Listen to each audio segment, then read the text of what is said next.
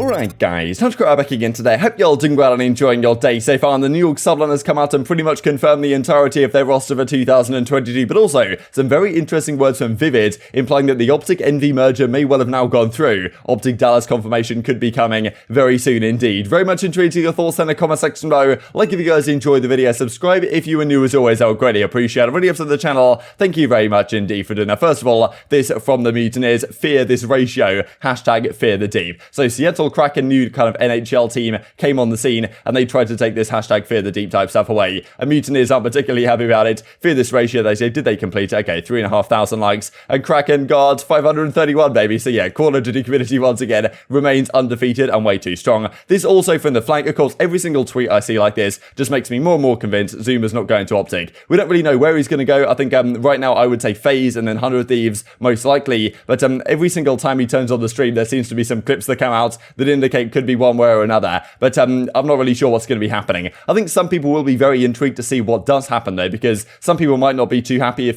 certain teams get sponsorship of the flank or whatever. No, I don't think it's going to affect the quality of the content at all, but it is going to be an interesting one to keep you guys eyes on. I'll certainly stay tuned over the coming days. Not really sure when this announcement might potentially be. I really had to touch on this as well from the OpTic side. Firstly, Hex is talking about NFTs. Like I don't really know too much about NFTs to be honest. I'll be honest, but like it's like digital artwork type stuff, and I think it makes perfect sense really for a lot of the cool graffiti type stuff that Hex gets up to in his spare time. But this also came out from OpTic yesterday that I don't know, as soon as I saw this I was like, this is not going to go down particularly well, as indeed it has not. So for the hashtag green wall, this is meant to be a coin for the fans. We're launching our first ever OpTic crypto coin in collaboration with Rally. It gives you exclusive priority to limited merch, NFTs, access to behind the scenes content and more. Stay tuned. Now the interesting thing about this, when you do launch like a new coin like this, usually even like the crappiest coins you'll find out there, they've got some sort of like white paper or documentation alongside it that kind of explains that if you own it, what you get, like, you know, this type of stuff. It doesn't seem like that really exists for this coin, which is interesting given they say that you do get stuff, but it's nowhere written in writing to my understanding. And especially after all the FaZe stuff recently with the Save the Kids coin, it just didn't send the right messages, especially when people found out that this coin for the green wall meant to be for the fans actually had trading activity hours before the coin had actually gone live, which is definitely screams all of the wrong messages. Miner did a great job kind of breaking this down, not only about the fact that it was being traded before it went live to the fans, we'll talk about what that could mean here in a second, but also looking at the fact that, yeah, $20 a day, or at least $20 you can buy at a time, and yet there were some sales being made during while a lot of people were putting in $20, $10, this type of stuff, for much more than that, which is indicative of someone who maybe owned it or bought it before it went live to the public, is actually then selling it after the fact, and they maybe can get around these kind of trading restrictions or whatever that the website particularly has. I'm not really sure, like if you guys want to check this thing out, if you want to read the entire thing, feel free to do so. This is the website right here, so you can go get this OpTic coin. It's like 23 cents or something at the present time, but you can actually look at the activity, right? And you can see the activity, what people are doing, like okay, this, you know, you can't see who bought it or whatever, but you can see that $20 was bought right here and they bought 83 of the OpTic coins or whatever. And if you scroll down, you'll find that pretty much all of these are $20. That seems to be some sort of trading limit, but and you can also buy using like the rally dollars or whatever. I don't really understand it, but anyway, like you can see some of these sales, like 250, like 260 OpTic, 260 OpTic sold, and here again, so someone, I'm pretty sure, has gone through it every couple of hours, pretty much every hour, and just sold like 260 of these OpTic coins, which seems to indicate someone that bought into this thing before it was even allowed out to the fans in some sort of pump and dump type situation. Of course, they wouldn't have made a crazy amount of money off this, but it still just sends all the wrong messages, and it's just another example maybe of OpTic making some,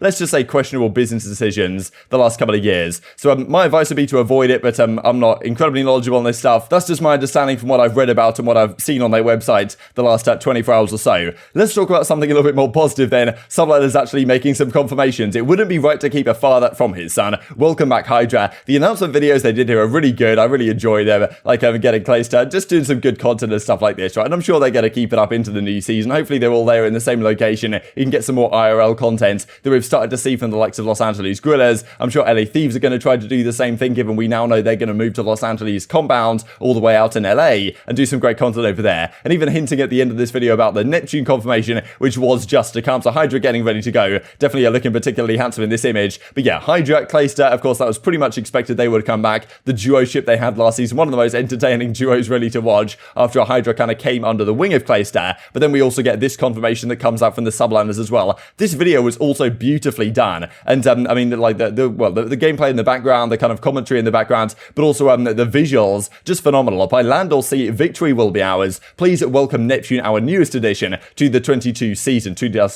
season. So this is very scary indeed, I think. I really like the look of this team on paper. Clayster there, first of all, Hydra, we know what he can do last year, and now Neptune, who seems to pretty much be able to do it all in any role. He got better and better throughout the end of last season. On Florida, he was certainly, at the start of the season, it was like, okay, Awakening's their best player. Towards the end, I think it was unequivocally really Neptune. Skies was also very good, but I'm kind of amazed really that, that they let him go so easily. It seems Florida, I don't know how much money they got in return or anything, but still, Neptune goes over to New York and he's going to join that roster. Very exciting team. I think this is certainly one that isn't necessarily going to be at the top of people's power rankings, but really has an awful lot of potential. Like that SMD duo of Hydra and Neptune, if they're both firing on all cylinders, they can be up there with one of the best in the very game. I've got no doubt about it at all. Of course, as Neptune continues to say, excited to announce I will be competing with the Sublanders for the 2022 season. Very excited to see how this one progresses. Of course, the other part of this is the fact that yes, Neptune, last year on the Florida Mutineers, he talked a fair bit on stream after the fact and seems a very mature guy, that they didn't have the leadership that he wanted. Like it just felt like their team was discoordinated at times, uncoordinated I guess is the better way to say that. But Clayster and potentially Crimsix as well has got to be the perfect guy and perfect duo really of veteran players, as they did with the Dallas Empire during the Modern Warfare season with Illy, Shotzzy and Huke, to bring these guys up and get the best out of these players. And I'm sure if they can get the best out of Neptune, if we haven't seen the best from Neptune yet, which we probably haven't given he switched to Call of Duty less than 12 months ago and kept getting better with every single event he played, he could be an absolute force on the map. And he already is, to be honest. But yeah, under these guys' wing, I'm sure it's going to be taken to a complete another level. Wanted to say this as well from Drazah, just because we kind of rumored where he might be going. There was some rumors that he might be joining the New York side because he's his previous relationship with Hydra, and I kind of taken on some hints here from Ben J to see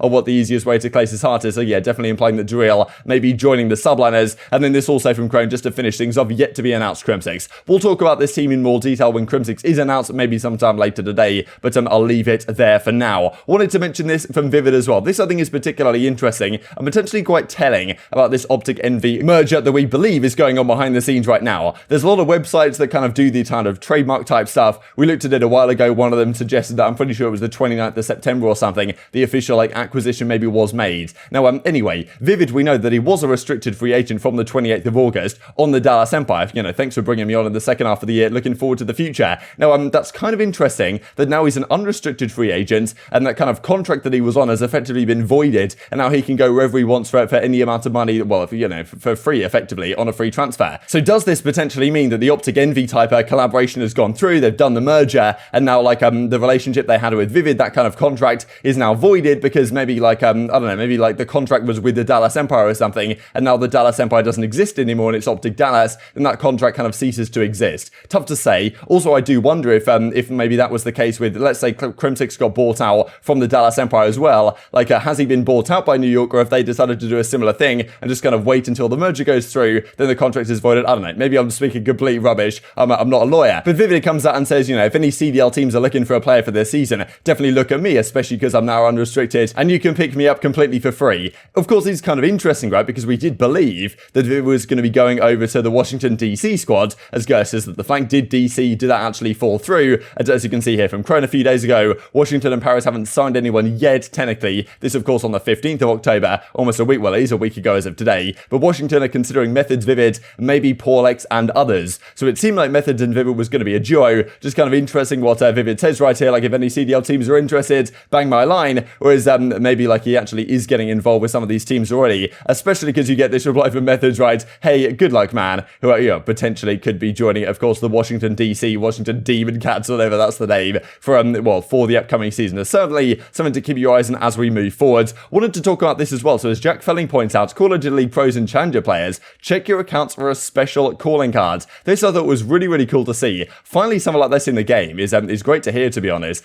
Pro player has arrived. So you get this pro player calling card in the game. This is just the type of stuff that if they can do on a more regular basis, especially when the new titles come out, that's really the thing with Call of Duty. Every single year there's a new game. It can be difficult to keep everything up to date every single time. But still, something like this, the pro player calling cards, also the Call of Duty League logo here on the left hand side, it's pretty beautiful, and hopefully they can do this in future games as well, and just have some other things to support the pro players, but also just more support for the CDL inside the game in general. And just wanted to finish off with this clip as well that comes out from the flank, or at least was noticed from this fantastic video that Salve Salvation's Elite did quite a while ago now on the history of Call of Duty Esports, talking about way back in the Black Ops 1 days, how OpTic and Envy effectively combined to form a roster that lasted the test of time, and Hastra and co. definitely made that work way back in the day. Certainly something that could happen once again in just a few days time, really, we expect, especially with that coming out from Vivid a little bit earlier as we did look at. But very much intrigued to your thoughts on all this stuff in the comment section below. Hope you guys enjoyed the video. If you did enjoy it, I'd greatly appreciate a like on the video. Really upset that YouTube I know you enjoy this content.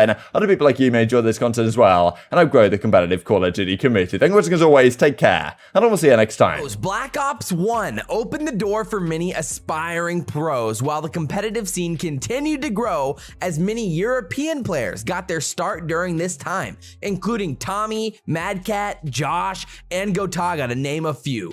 Domination was back as a competitive game mode, and everyone got used to seeing the FAMAS on firing range. The first event of the year was the 2011 GameStop National Championship. This was the first time that Big Timer and Merc played together, as the Envy and OpTic rosters merged to form OpTic Envy, with Big T, Merc, Hastro, and Stainville to win the $13,000 grand prize. This dynamic duo of Merc and Big T would continue to play together until July of 2013.